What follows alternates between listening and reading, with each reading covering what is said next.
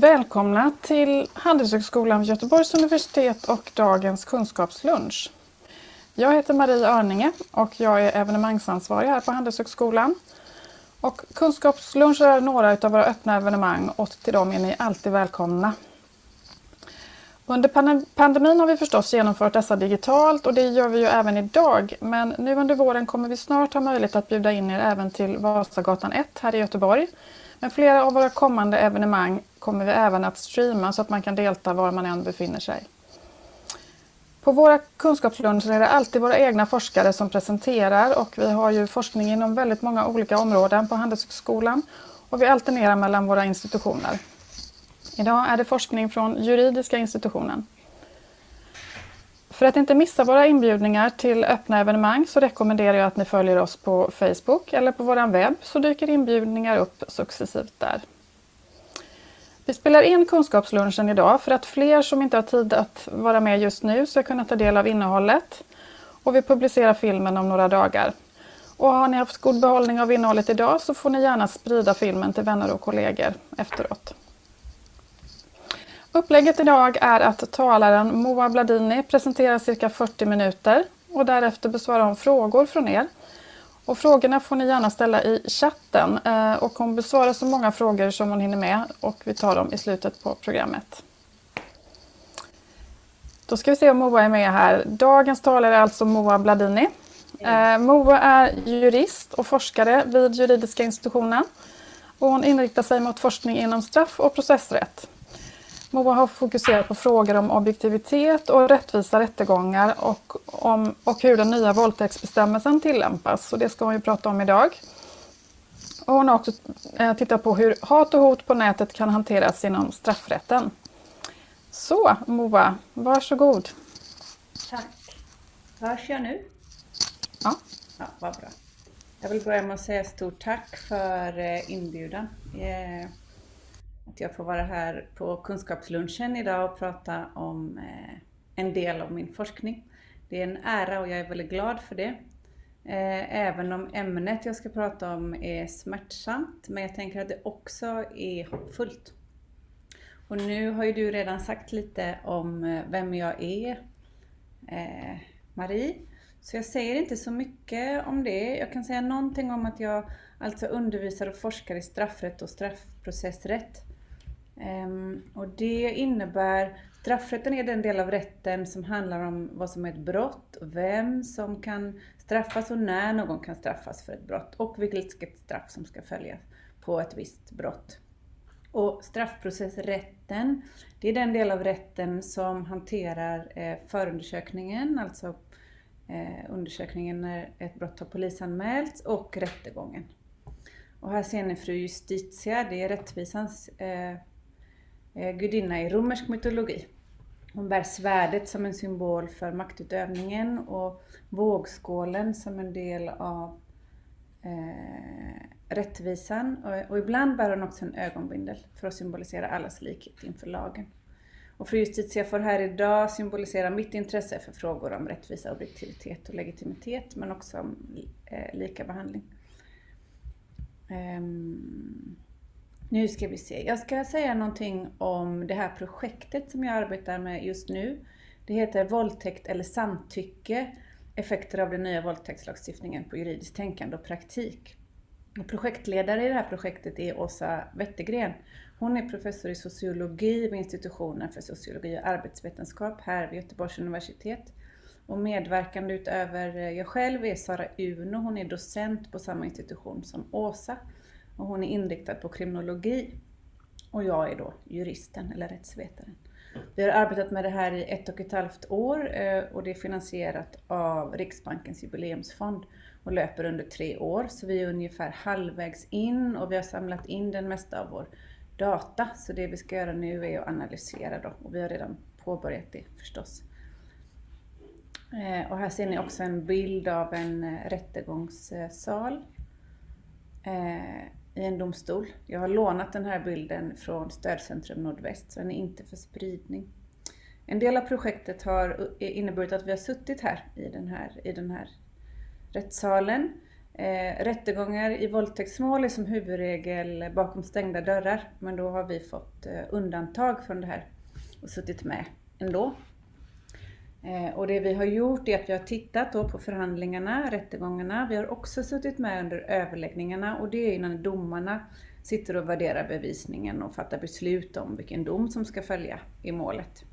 Och efter att domen har kommit så har vi också intervjuat åklagare, försvarare och målsägandebiträde. Och målsägandebiträden är den person som stöttar och för offrets talan i målet. Och vi har intervjuat domarna. Det här har vi inte gjort i alla fall, utan det är frivilligt att vara med, men det är väldigt många åklagare och försvarare, domare och målsägandebiträden som har ställt upp. Så vi har ungefär 60 intervjuer och vi har följt 18 mål i både tingsrätt och hovrätt. I vissa av målen så har vi bara suttit med vid tingsrätt och i andra bara vid hovrättsförhandlingar. Det är lite olika. Vi har också samlat in, eller ska samla in, samtliga domar som har meddelats när det gäller våldtäktslagstiftningen från det att den här nya bestämmelsen började gälla 1 juli 2018 till och med sommaren 2022. Så nu vet ni någonting om bakgrunden, och jag går över till att prata någonting om hur upplägget för dagen ser ut. Jag tänkte säga någonting om de straffrättsliga grunderna för ansvar för brott, om klander och straffrättens funktioner. Det här behöver jag göra för att kunna förstå de diskussioner och argument som har lagts fram för och emot den här bestämmelsen. Och då pratar jag också om bakgrunden till den nya bestämmelsen och dess tillkomst. Jag ska också säga någonting om hur bestämmelsen ser ut nu. Det står lagen här, men det är ju egentligen 2 bestämmelser i brottsbalken. Och vad det innebär. Jag säger någonting om de farhågor och förhoppningar som har följt med den här lagstiftningen. Det gör jag också när jag pratar om bakgrunden. Men jag kommer också följa upp sen med några reflektioner om både de här förhoppningarna och farhågorna. Och sen ska jag säga någonting ganska kortfattat bara om de effekterna som vi har sett av lagstiftningen i vår forskning hittills.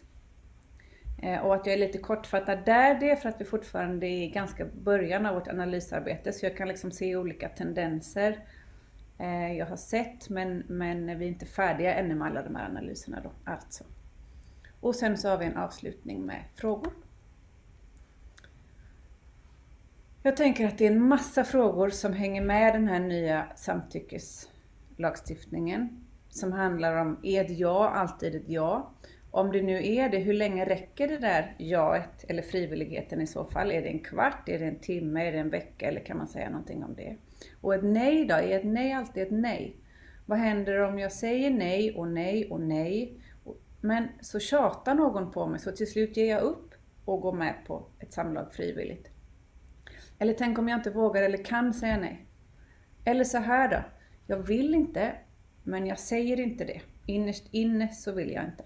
Vad händer då?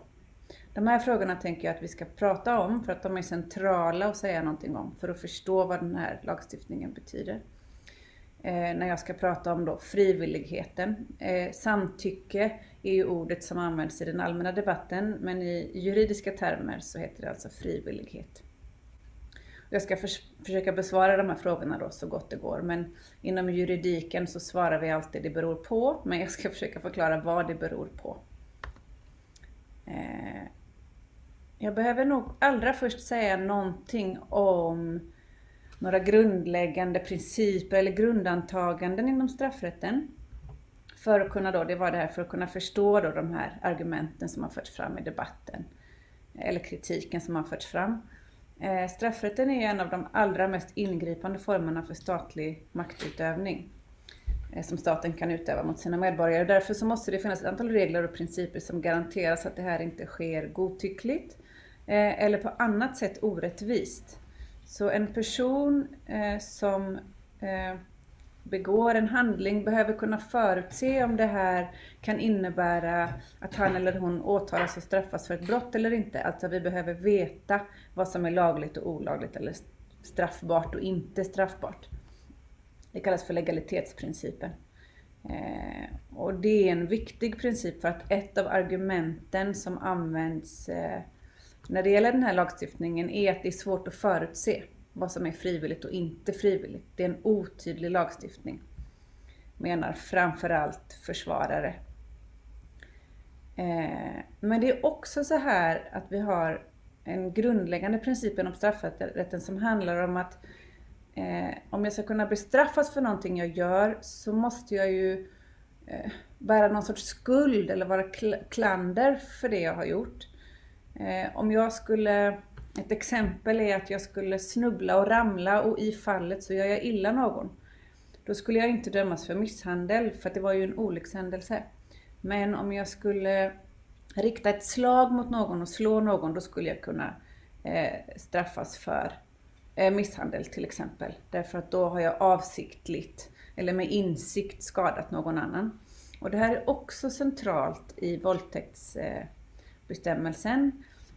Och det är framförallt kopplat till då, förstod förövaren att det här var frivilligt eller då inte frivilligt. Så därför är den här frågan väldigt central. Och straffet sen måste också stå i proportion till brottet. Det kallar vi för proportionalitetsprincipen.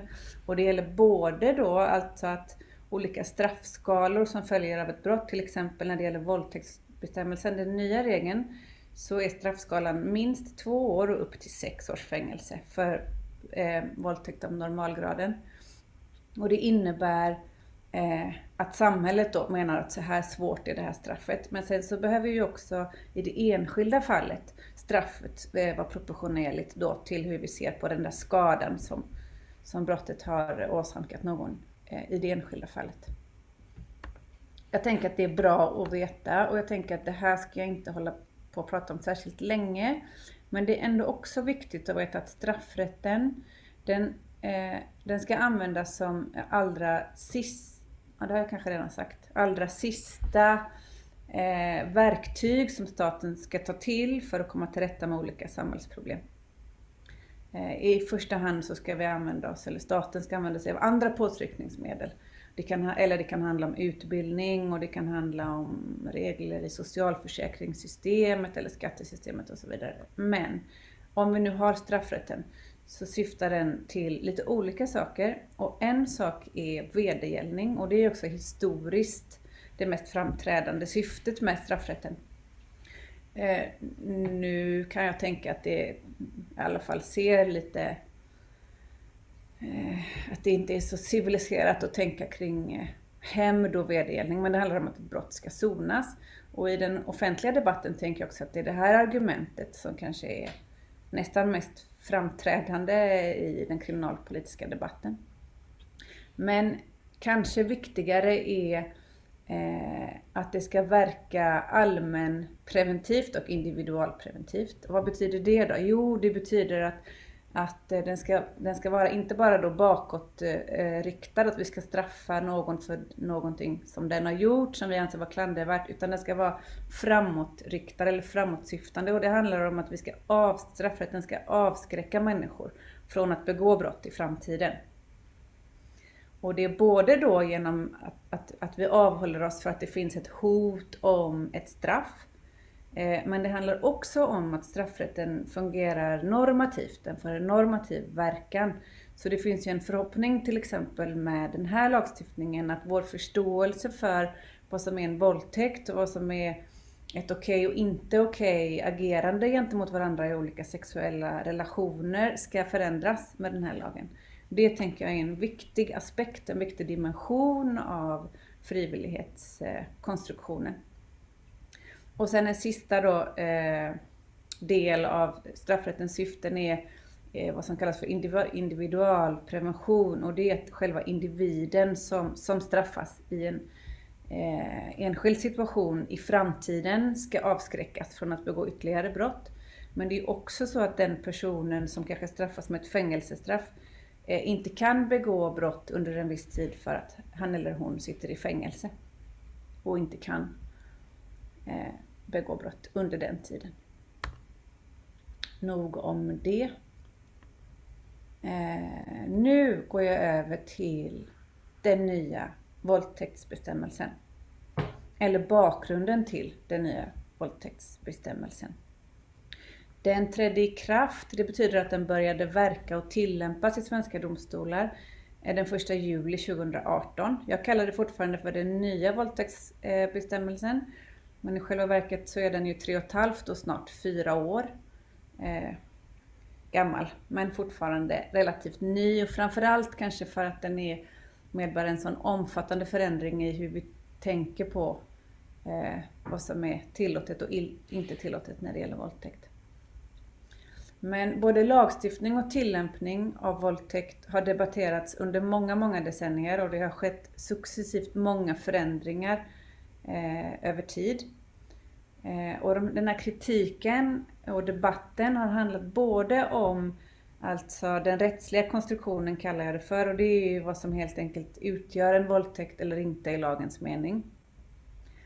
Som hittills då, fram tills den här nya lagändringen, byggde på våld eller tvång, eller hot om våld och tvång. Men diskussionerna har också handlat om hur bestämmelserna har tillämpats.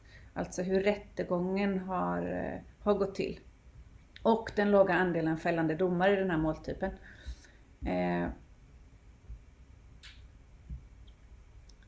Och då ska vi se. Tidigare då så har vi dels den här väldigt höga andelen friande domar. En annan kritik har handlat om processen i sig. Där det har varit ett ganska stort genom åren fokus på offret, målsäganden. Vad är det hon har gjort? Vad är det hon har gjort som har fått gärningspersonen att liksom tro att hon... Jag kallar offret eller målsäganden för hon. Och jag kallar ofta förövaren för han.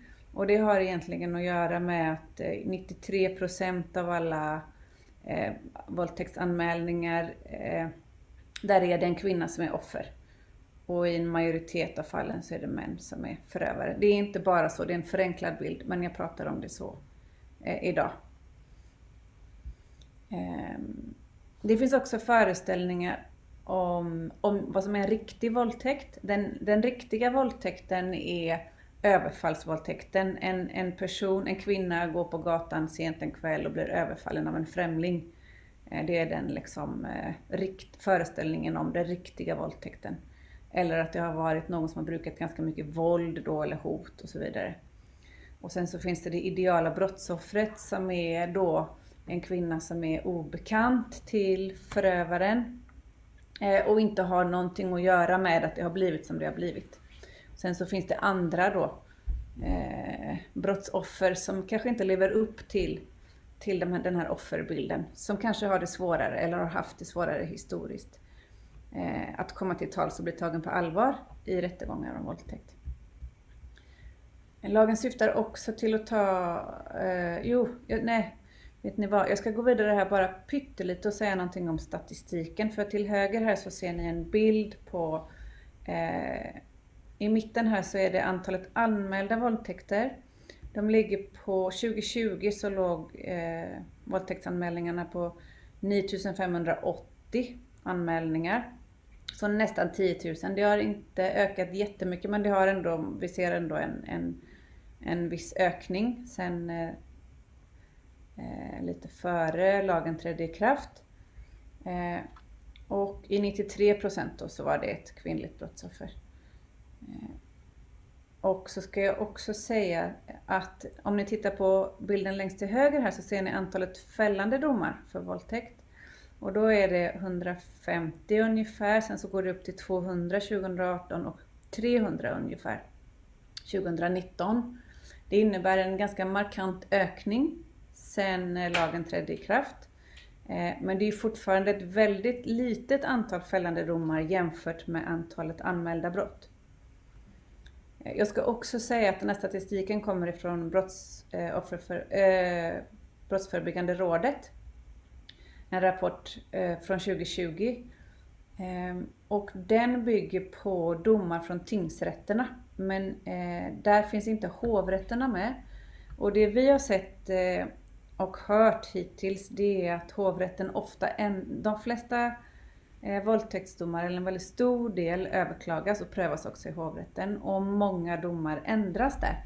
Så jag kan inte riktigt säga någonting om utfallet när det gäller det slutliga utfallet då i hovrätten.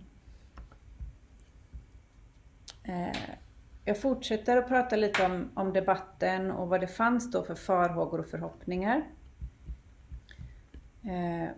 En farhåga, det var att nu med en bestämmelse som bygger på frivillighet, så finns det en risk att det blir ett ännu större fokus på offret. Det var en oro som fanns och uttrycktes. En annan oro som uttrycktes från framförallt försvararhåll, det var att det här är rättsosäkert. Det strider mot legalitetsprincipen som jag nämnde tidigare, för att det blir otydligt vad lagen betyder och innebär. Och det är framförallt i förhållande till då, vad är det här frivillighet för någonting och vad är det inte? Ett annat argument som har förts fram också från försvararhåll, det är att den här bestämmelsen innebär en förflyttning av bevisbördan. I rättegångar när det gäller brottmål så är det åklagaren som har den fulla bevisbördan. Åklagaren måste lägga fram bevisning och visa att det här är ställt bortom rimligt tvivel. Och så är det även i våldtäktsbestämmelserna. Däremot så finns det ju en möjlighet för den som är misstänkt för våldtäkt att invända och säga, men det var ju frivilligt. Det här var inte ofrivilligt. Så jag tänker snarare att en brottsmisstänkt har en större möjlighet att ingjuta det här rimliga tvivlet än i andra måltyper. Och jag sa inte det, men apropå det här så kan jag också säga att det är ungefär 7-8% av alla åtal som leder till friande dom om man tittar på alla måltyper. Och det är kanske 35% som frias när det gäller våldtäktsmål, så det är en väldigt mycket högre andel då friande domar. När det gäller förhoppningar så fanns det en förhoppning om fler fällande domar. Och det verkar ju också som att statistiken visar på det. En önskan om fler kriminaliserade handlingar, och det ser vi också. Nu är det ju inte bara när gärningspersonen använder sig av våld och hot och tvång, utan det räcker ju då med det här att det inte är frivilligt. Och en annan förhoppning var att det skulle innebära en enorm förskjutning. Alltså att vår förståelse av och uppfattning om vad som är en våldtäkt kommer att förskjutas. Det går att tänka att med den gamla lagstiftningen, nu beskriver jag igen offret som en kvinna och förövaren som en man. Men då kan man tänka sig att med den gamla lagstiftningen så kan man tänka att en kvinnas kropp var tillgänglig fram tills att hon sa nej. Men nu så har lagen vänt på det och säger att nej, en kvinnas kropp eller en mans kropp förstås är inte tillgänglig förrän han eller hon bjuder in och säger ja. Och det är ju en oerhört viktig förändring, tänker jag, i synen på sexualitet och sexuella relationer och hur vi ska förhålla oss till varandra. Nu ska jag gå in på lite juridiska tekniska frågor. För jag tänkte prata om hur den här bestämmelsen ser ut och vad det innebär. Här har ni det här är inte lagtexten ordagrant, men det är lagtexten ordagrant fram tills dess att jag har punktat upp punkten 1, 2, 3. Så det första är precis så som det står i brottsbalken, kapitel 6, paragraf 1. Där står det så här. Ja, jag ska börja med att säga att grunden då för den här nya bestämmelsen är att gränsen då mellan vad som är strafffritt och vad som är straffbart går vid om deltagandet är frivilligt eller inte. Och tidigare så krävdes det ju då att gärningspersonen eller förövaren använde sig av våld eller hot eller till exempel utnyttjade att offret befann sig i en särskilt utsatt situation och så vidare. Jag vill också säga en sak till som jag kommer att komma in på strax. Och den här bestämmelsen vill jag bara nämna. Det finns en ny bestämmelse, ett nytt brott som heter oaktsam våldtäkt. Och vad det betyder ska jag prata om alldeles strax, men det är en viktig förändring också. Men den här bestämmelsen, den är tillämplig huvudsakligen på övergrepp på personer som har fyllt 15 år. För att för motsvarande övergrepp mot barn så finns det en annan bestämmelse som jag inte kommer att prata om idag. Men här är alltså bestämmelsen. Och det första handlar om att den som med en person som inte deltar frivilligt genomför ett samlag eller annan sexuell handling som med hänsyn till kränkningens allvar i jämförelse med samlag döms för våldtäkt till fängelse i lägst 2 år och högst 6 år. Vid bedömningen av om ett deltagande är frivilligt eller inte ska det särskilt beaktas om frivilligheten har kommit till uttryck genom ord eller handling eller på annat sätt. Och sen så är de här 3 punkterna, det handlar om att en person kan aldrig anses delta frivilligt om, och så är det 3 olika situationer då, så att då spelar det ingen roll om offret har uttryckt en frivillighet eller inte, för att då är det ogiltigt helt enkelt. Och då ska jag säga någonting om då, vad betyder det här med att inte delta frivilligt egentligen? Jo, då ska jag börja med att säga att den här frivilligheten, den ska föreligga både inledningsvis när den här sexuella handlingen påbörjas, men den ska också bestå under hela handlingen, så att det räcker inte att jag säger ja inledningsvis och sedan ändrar mig och backar ur eller uttrycker att jag vill backa ut, utan det här måste liksom, jag måste vara med på det här under hela tiden, annars är det inte frivilligt. Och den här bedömningen av frivilligheten, den ska liksom göras, då får man titta på situationen i sin helhet. Och en typ av jag ska också säga så här, att en persons inre önskan att inte delta, alltså om jag tänker och känner att jag inte vill delta, men jag visar och signalerar att jag vill delta för att jag kanske inte vågar någonting annat. Det spelar ingen roll, för att vad jag känner och tänker inom mig men inte alls ger uttryck för, det innebär inte då att det skulle vara fråga om en våldtäkt. Med några undantag. Men det kan vara bra att veta att det handlar inte bara om vad jag känner. Jag kan inte känna att jag inte vill men samtidigt agera som om jag vill. Då spelar den inre känslan ingen roll. Men det som är avgörande då, det är ju om jag har haft möjlighet att fritt ta ställning till om jag vill delta, att jag vill delta. Så jag behöver ju ha förutsättningar för att kunna fatta ett sådant beslut. En annan sak som jag tänker är intressant är att så kallat tjatsex är inte då straffbart, inte en del av våldtäkt. Så det innebär ju att vi kan prata om det alldeles strax lite mer. Eller om jag först till exempel har tagit initiativ till någonting sexuellt och sedan ångrar jag mig och visar det, och den andra personen inte svarar på det, då så blir det också en våldtäkt. En annan sak som är viktig att veta är att en sån här handling, en våldtäkt, kan också den kan jag utföra på mig själv eller med någon annan än gärningspersonen. Och handlingen kan också utföras på distans, till exempel via internet. Så att om en person tvingar mig att företa sexuella handlingar på mig själv över nätet, så skulle det också kunna vara en våldtäkt. Och det väntas tydligare skrivningar om det i lagstiftningen inom kort. Och sen så handlar det om att någon ska genomföra ett samlag eller annan sexuell handling som med hänsyn till kränkningens allvar i jämförelse med samlag. Och det är alltså fråga om vilken typ av handling det ska vara, och då är det samlaget betyder ett vaginalt samlag. Och den här annan liknande handling skulle då kunna vara oralt eller analt samlag. Det kan också vara att man använder sig av sina fingrar eller andra föremål istället för ett könsorgan. Men det ska vara en handling som har en påtaglig sexuell prägel, och den ska också vara ägnad att kränka offrets sexuella integritet. Och vid den här bedömningen, det är alltså när domstolen ska företa den här bedömningen, så ska man särskilt ta hänsyn till vad som har uttryckts med ord eller handling eller på annat sätt. Och lagen uppställer inte något krav på att det frivilliga deltagandet ska manifesteras, alltså i ord eller handling, men av den här meningen så framgår det att det ändå ska beaktas när man ska göra en sån här bedömning. Och utöver då ord så är uttryck som till exempel kroppsspråk eller minspel av betydelse vid bedömningen. Och utgångspunkten är att den som deltar frivilligt ger uttryck för sin vilja att delta på något sätt. Så att om det inte finns några sådana uttryck, avsaknaden av sådana uttryck ska normalt då förstås som att deltagandet inte är frivilligt.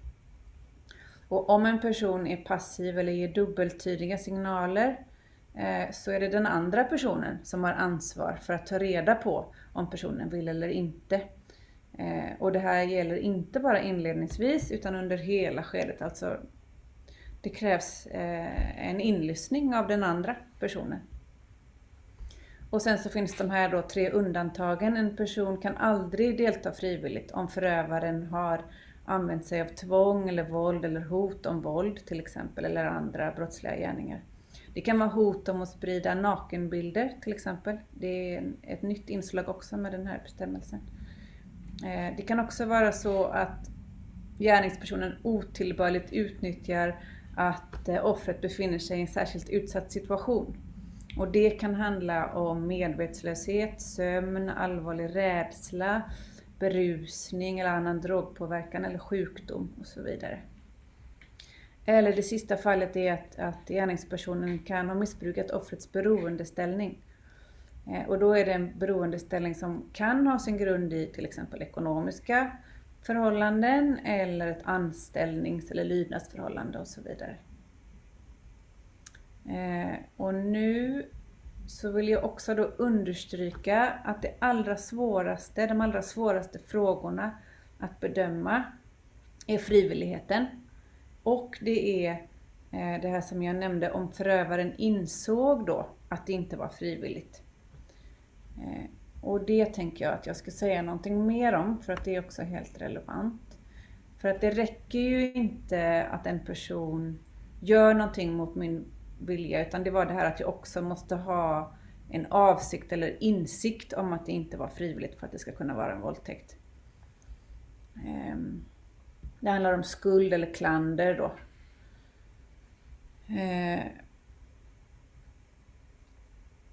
Om jag till exempel tar en mobiltelefon som ligger på ett bord på ett café där jag har suttit länge i tron att det är min mobil, den ser ut som min mobil, så gör jag mig kanske inte skyldig till stöld till exempel. Men om jag går förbi och plockar en telefon ur någons bakficka så är det ganska uppenbart att jag vet att det här inte är min. Och då är det fråga om stöld. Kan vara fråga om stöld.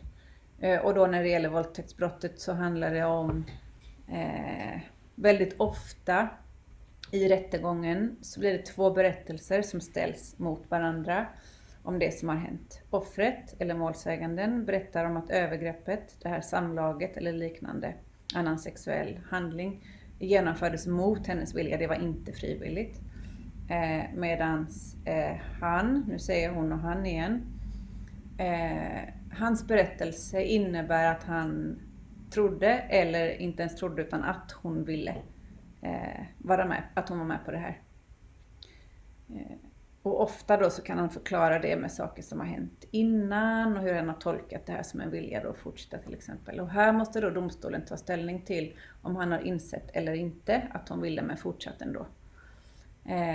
Men det kan också vara så att, och här kommer det här nya brottet oaktsam våldtäkt in.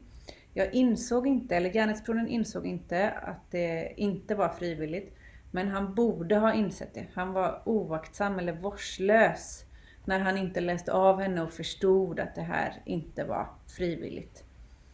Och oaktsam våldtäkt är ett lindrigare brott med en lägre straffskala.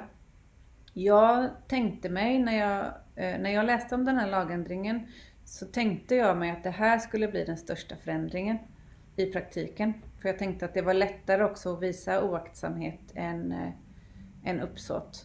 Men i själva verket så verkar det inte alls vara så, utan oaktsam våldtäkt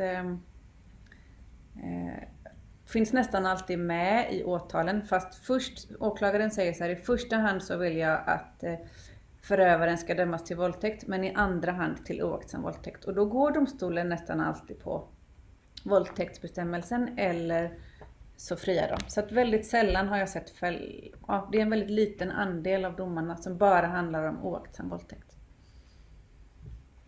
Och jag hörde också jag har hört argument från flera åklagare som säger att det är väldigt medvetet att åklagarna låter bli och använda den bestämmelsen för att det också skulle vara kanske att urvattna eller undergräva våldtäktsbestämmelsen. Eftersom att det är en gradskillnad och ganska ofta då lätt att argumentera för att det var våldtäkt. En annan sak som jag vill säga kanske är att det handlar ofta då, apropå att det är ord mot ord, så blir frågan för domstolen kanske inte så ofta var det frivilligt eller inte, utan snarare vems berättelse är det vi lägger till grund, vems berättelse är det vi tror på och vems berättelse är det vi lägger till grund för bedömningen. Men jag går tillbaka till det här nu igen med de här frågorna. Är ett ja alltid ett ja? Eller hur länge är det ett ja? Är ett nej alltid ett nej? Och vad händer om jag innerst inne inte vill men inte säger det? Och det har redan delvis besvarat de här frågorna tror jag. För nu vet vi att ett ja inte alltid är ett ja. Om jag till exempel då står i beroendeställning eller befinner mig i en särskilt utsatt situation, då spelar det ju ingen roll om jag säger ja eller inte. Då är det inte ett giltigt ja, för jag kunde eller vågade eller hade inte liksom förmåga att säga nej. Och om en person tidigt en kväll säger ja, jag tror att jag vill ha samlag med dig senare ikväll, men sen inte överhuvudtaget visar några tecken på att hon vill det senare, så är ju inte det där tidiga jaet giltigt senare. Eller om någon inledningsvis vill och ett samlag inleds och påbörjas och en av parterna sedan ångrar sig och vill backa ur, då behöver man avbryta de här sexuella aktiviteterna genast, för annars så övergår det till en våldtäkt. Det här innebär att, för jag vet att också precis när den här lagändringen tillkom så pratades det mycket om kontrakt. Nu måste du ha ett papper och få en signering och ett kontrakt om att du har ett samtycke. Men det skulle inte vara en möjlig lösning på den här bestämmelsen, eftersom att det där samtycket ska föreligga hela tiden. Och när det gäller nej då, är ett nej alltid ett nej? Nej, det är det ju inte riktigt, eftersom att om jag säger nej och nej och nej och nej, men min partner eller motparten tjatar och till slut så ger jag upp och går frivilligt med på ett samlag, då är det inte heller fråga om en våldtäkt. Å andra sidan så har ju mitt nej byts ut mot ett ja då. Och sen beror det såklart på omständigheterna i övrigt då i målet. Så att det inte föreligger en hotfull situation så att jag inte vågar säga nej mer till exempel. Och det här med innerst inne, det har jag redan nämnt, att vad jag känner innerst inne, det spelar ingen roll om jag visar eller säger ja. Så spelar det ingen roll, så länge det inte är en hotsituation och så vidare då. Nu ska jag säga någonting litet om saker, tendenser vi har sett. Vänta nu. Ja, vi kan göra det. Någonting litet om vad vi har sett för effekter då av lagstiftningen i vårt forskningsprojekt. Som jag redan har sagt så är det väldigt ofta ord mot ord situationer. Och ofta så finns det en ganska liten del annan bevisning. Alltså det kan finnas teknisk bevisning som med DNA som visar att jo, men det är den här förövaren. Det kan också finnas teknisk bevisning i form av läkarintyg och så som visar på eventuella skador på offret. Ibland så finns det också olika analyser av alkohol eller droger i blodet och så vidare. Men de här säger ofta inte så mycket om frivilligheten heller. Och sen så har vi ibland, ganska ofta ändå, ett antal vittnen. De är ofta ditkallade inte för att berätta om själva händelsen, för det är väldigt sällan någon har sett det här. Nästan alltid så sker det här ju bakom stängda dörrar. Det är bara de här 2 inblandade personerna som har varit på plats. Men däremot så finns det vittnen då som kan berätta om hur offret har berättat om händelsen och och om hur hon har uppfört sig före och efter, om hon har varit väldigt ledsen och upprörd och påverkats på olika sätt av den här händelsen som kan vara en indikation då, eller stödbevisning som stöder målsägandens berättelse. Och jag vill nog säga att svårigheterna med den här lagstiftningen snarare är att det är en svår bevissituation än att det är en oklar lagstiftning. Preliminärt så vill jag nog säga det i alla fall.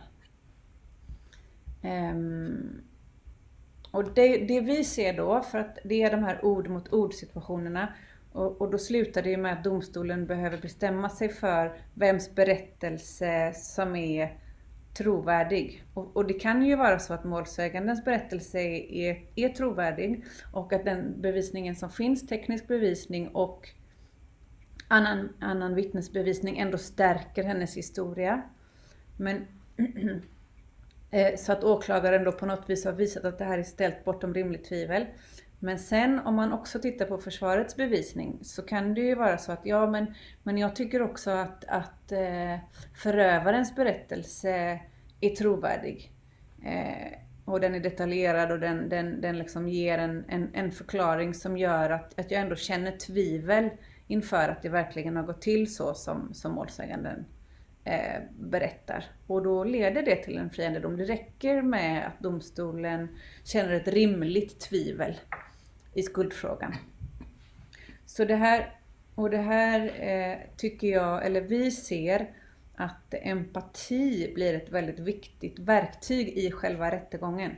Och de rättsliga aktörerna, och då menar jag åklagare, försvarare, målsägande beträde, har en väldigt viktig roll i förhandlingen att förklara och göra det logiskt och rationellt och rimligt. Så att domstolen då ska välja att tro på den ena eller den andra partens berättelse.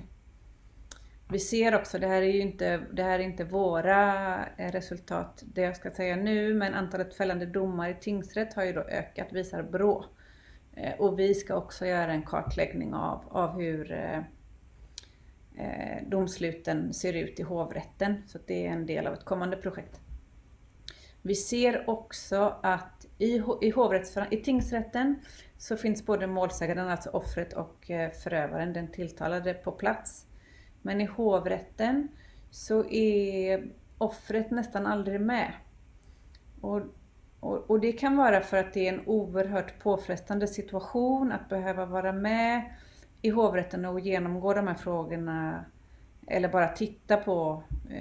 De får inte frågor oftast i hovrätt, utan man spelar upp alla förhören på band. Men att behöva gå igenom det här och se och höra och befatta sig med det här på nytt är oerhört tungt.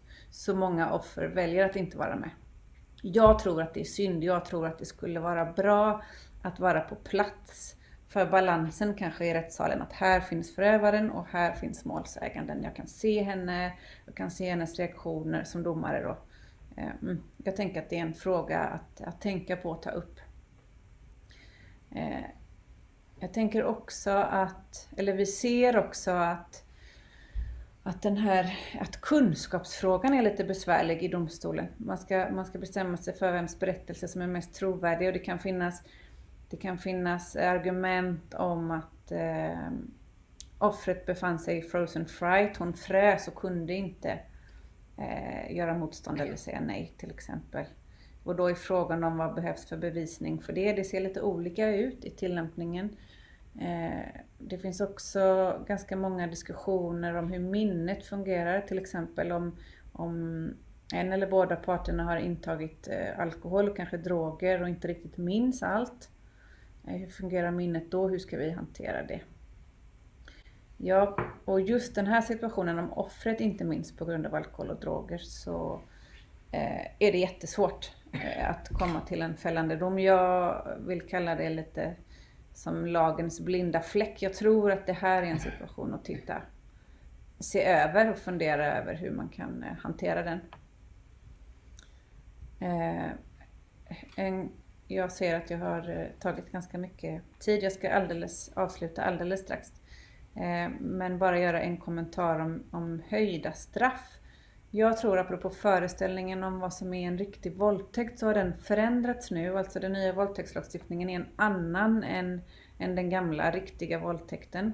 Och ju högre minimistraff som införs desto svårare kan det bli för de rättsliga aktörerna att hantera det här. Och våga kanske åtala, eller det kan bli svårare för en domare att om bilden av vad som är en riktig våldtäkt och vad jag behöver hantera som en våldtäkt med oerhört höga straff inte stämmer överens, så tror jag att det kan medföra utmaningar för de rättsliga aktörerna.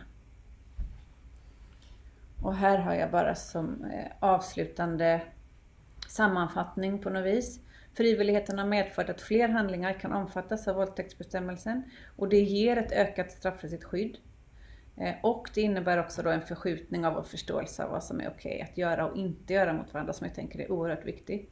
Och oaktsamhetsbrottet har införts, vilket är bra, men den tillämpas sällan. Av goda skäl tror jag, så som jag förstår det. Och det finns fortfarande då bevissvårigheter. Men vi ser, det vill jag säga, vi ser ett väldigt stort engagemang och ett intresse hos alla rättsliga aktörer som vi har pratat med om det här. Det känns hoppfullt tycker jag. Så det finns mycket kvar att utreda. Det ligger flera lagförslag på bordet nu. Men det finns både hopp och en vilja om att komma till rätta med de här utmaningarna som kvarstår. Såväl politiskt som av de rättsliga aktörerna. Tack! Tack Moa för en väldigt viktig presentation. Ja, det är ett stort och viktigt område. Och vi går raskt över till era frågor. Då ska jag be en kollega till Moa att ansluta. Vanna Svedberg Andersson har forskat och skrivit artiklar tillsammans med Moa. Så du ska hjälpa oss med frågorna. Du är väl insatt i temat också. Och jag ser att det har kommit in mycket frågor. Varsågoda. Tack så mycket Marie och tack Moa för din presentation. Vi har fått in fantastiskt många frågor och vi ska försöka och bena ut lite frågor och hinna med så många som möjligt. Så jag uppehåller mig inte så länge utan jag börjar ställa dem direkt om det är okej. Hör ni mig bra? Jag kan säga att, ska vi göra så här Vanna? Titta, för vi tittar lite på, vi kan göra så här. Jag och Vanna sitter i samma rum.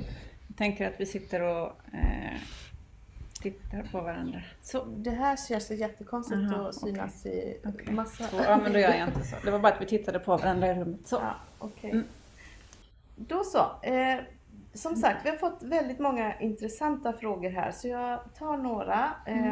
Jag börjar med en fråga här där vi har sett flera exempel på minst sagt klandervärda män som har begått som begår våldtäkt och där det i den här lyssnarens ögon då uppfyller allt det du precis har gått igenom. Men som ändå frias. Och då tänker personen på Paolo, Nytorgsmannen och alla dessa män som begår övergrepp i sömnen. Hur kan det inte räcka för en fällande dom, undrar personen.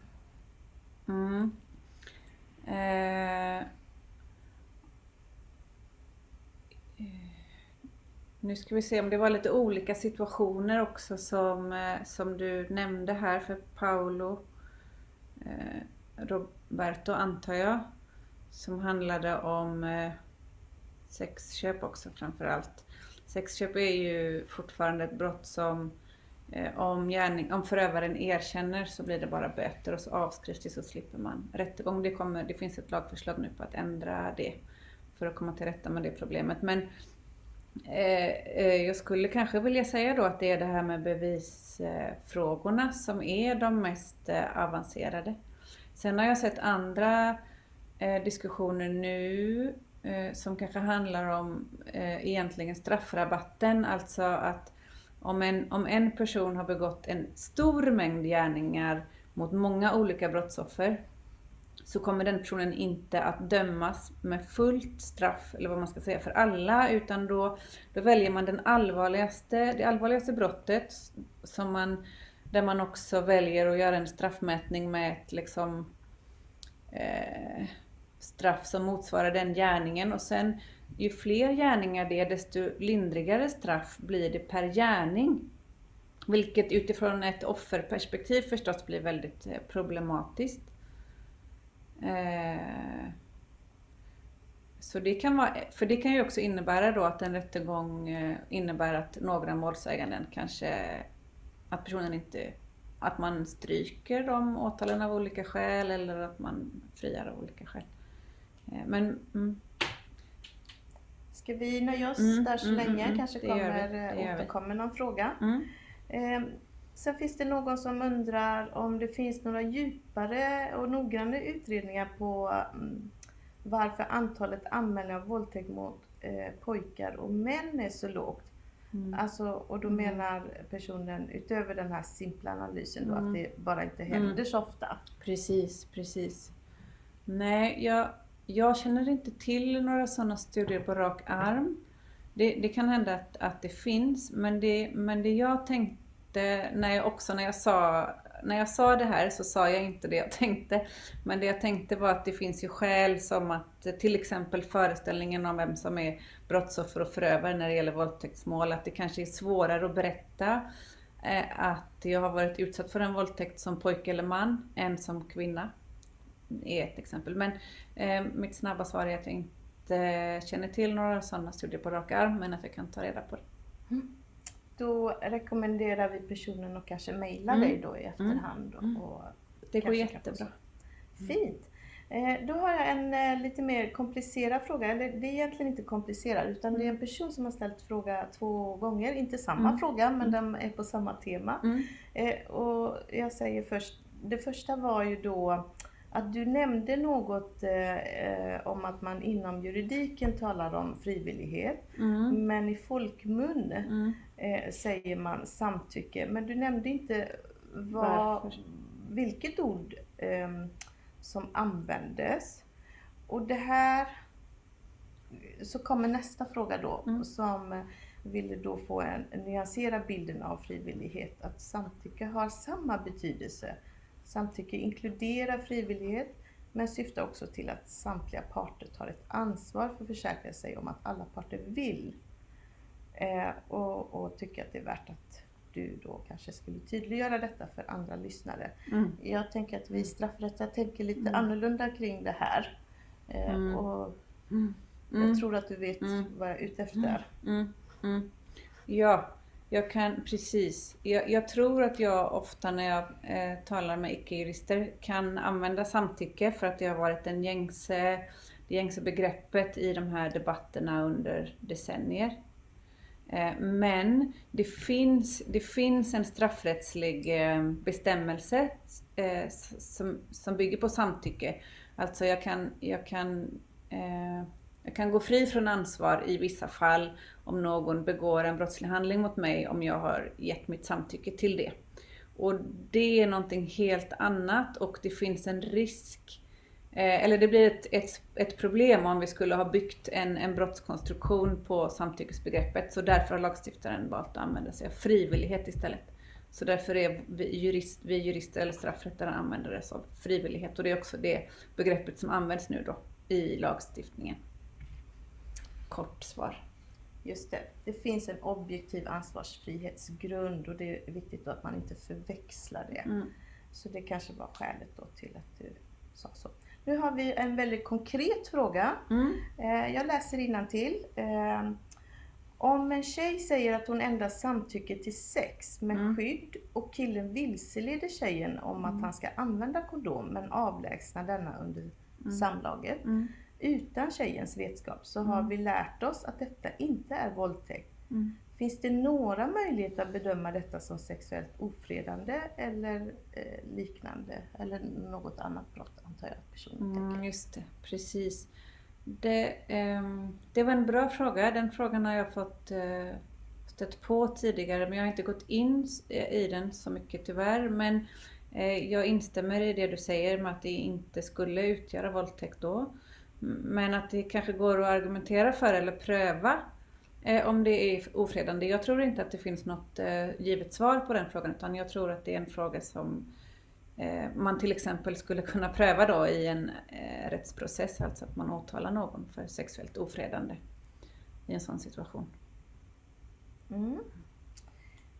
Fint. Och då, ja, jag har en kort och koncis ställd fråga här. Hur tolkas det om det, jag tänker att det är förövaren då personen tänker på, har en diagnos där personen inte kan läsa av personen, NPF. Och då var jag tvungen själv att slå upp det till din hjälp, om inte du heller. Då är det neuropsykologiska funktionsnedsättningar. Och det är ju ett samlingsnamn för många olika tillstånd eller diagnoser, förstår jag. Så jag tänker att det kanske kan ha betydelse för uppsåtsbedömningar, eller hur? Jag tycker att det var en bra och relevant fråga, och det är ju precis som man säger kopplat till uppsåtsbedömningen. Jag kan inte ge något generellt svar för vad som skulle gälla i alla fall, utan det beror nog på just den personens specifika problem och hur den personen har liksom fått hjälp att hantera relationen med andra. Ja. Sen kommer en snabb fråga som du kanske kan svara snabbt på. Statistiken du visade kring antal fällande domar, har även antalet anmälningar ökat i och med de nya bestämmelserna? Ja, det ser ut så. Det ser ut som att anmälningen också gått upp. Sen så vi har liksom sett under en längre tid en tendens med ökat antal anmälningar för våldtäkt, men det ser ut som att det har ökat ännu mer. Sen vet jag inte det senaste året om det har planat ut faktiskt. Men vi såg en ganska tydlig ökning egentligen i spåren av MeToo. Kanske även innan dess. Fint. Tack för det. Så var det då en fråga om, du nämnde ju Moa att målsägande inte är med i hovrätten. Och då ställer en lyssnare frågan: rätten till målsägandebiträde är borttagen i högre rätt. Kan det vara just av det skälet som du sa att målsägaren inte är med? Ja, det tror jag. Bra. Nu kommer en sån här väldigt konkret fråga igen, så jag behöver läsa innantill. Hoppas att det är okej.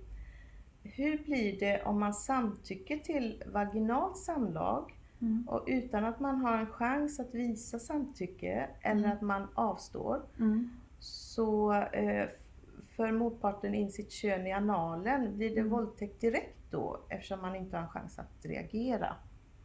Ja, det finns i förarbetena till lagen, så tar man upp exempel om jag har samtyckt till en viss handling, till exempel som du säger då, ett vaginalt samlag, så betyder inte det att jag har samtyckt till en helt annan handling, sexuell handling, som till exempel analt samlag. Så där tror jag absolut att det finns en möjlighet att argumentera för att det är en våldtäkt. Nu ska vi se. Då är det en fråga till. En fråga, anmälningar, åtal och fällande domar har, vad jag kunde läsa i BRHs rapport, minskat för våldtäkt i nära relationer. Det var också vad jourrörelsen lyfte som farhåga med den nya sexualbrottslagstiftningen. Blir det sorts efterfestbestämmelse men mindre användbar för den som lever i en våldsam relation. Vad säger du om detta? Det jag kan säga, för du sa någonting om efterfests... vad du nu sa. Efterfestbestämmelse. Ja, precis. För det jag kan säga är att jag kan bekräfta att det jag ser är att väldigt många mål handlar om saker som händer på en fest, efter en fest, efter efterfesten. Snarare än, det finns också mål som handlar om i relation, men jag har inte sett lika många av dem. Så jag kan nästan bara bekräfta den bilden i det jag har sett. Nu ser jag att klockan är... Är det så mycket? Det är ju så många spännande frågor här. Men, jag hade min mailadress, tror jag, på en av de första sidorna. Ni får hemskt gärna mejla mig om ni har fler frågor eller kommentarer eller vill ha texter och så vidare. Vi kan göra så också att jag kommer ju mejla alla som har varit med idag, så kan jag lägga den kontaktuppgiften där. Jättebra. Klockan går som sagt var, klockan är 1 och jag vill framförallt tacka Moa för ditt fina bidrag till oss idag. Ser verkligen att det haglar in frågor här, så vi får spara frågorna på något sätt och se hur vi kan hantera dem som inte hann besvaras live. Stort tack Moa, stort tack Vanna för din hjälp med frågehanteringen. Och inte minst tack alla ni som har varit med och lyssnat och deltagit idag. Jag hoppas att vi ses i ett annat sammanhang, antingen på Vasagatan 1 eller i Göteborg eller här på en online-sändning framöver. Tack och slut för idag. Stort tack.